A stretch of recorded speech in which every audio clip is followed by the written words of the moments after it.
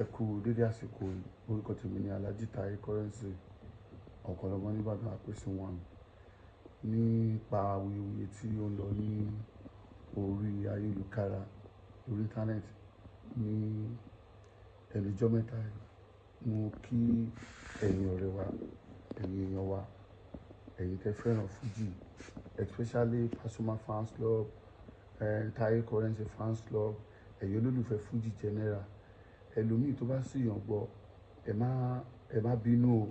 I'm very sorry. I'm very sorry for what happened, right? Because èèyàn máa ń sọ nǹkan bí tó yẹ pé ibi táwọn èèyàn máa gbé lọ ó máa yàtọ̀. Gẹ́gẹ́ bó ṣe yé mi, òun ilé mi kọ̀. So ẹlòmíì lè ti yí mọ́ wa lọ́wọ́ pé mo ń bú Pasuma, mo ń bú Pasuma. Mi ò rò bí tẹ́ ti rí pé mo ti bú Pasuma. Ó wà. Ọ̀gá mi ni Paso. Arábàmbí àpèsè ọ̀gá ńlá Fuji. Nǹkan kan náà ni wá. So ẹ má yà, mo bẹ̀ yín. Alhaji Wasiu Alabi Pasuma ọ̀gá mi ni.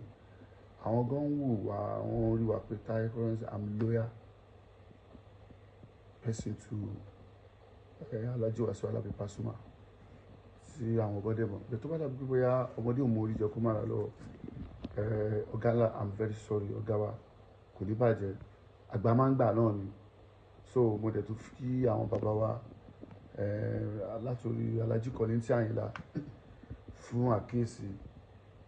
Bàbá wa Alhaji Arábàmbí Máyégún gbogbo Yorùbá general K1 the ultimate fún àkíyèsí tí wọ́n pè wá sí. Àti president onífuji Alhaji SK sensation Ọlọ́run á jẹ́ kẹ́ pẹ́ fún wa ẹni dàgbàyà gẹ́gẹ́ bí ó ṣe ń lọ. Ẹ̀yin ti Pasuma fans club, I'm very sorry. Ẹ̀yin ti Taye Currency, one love.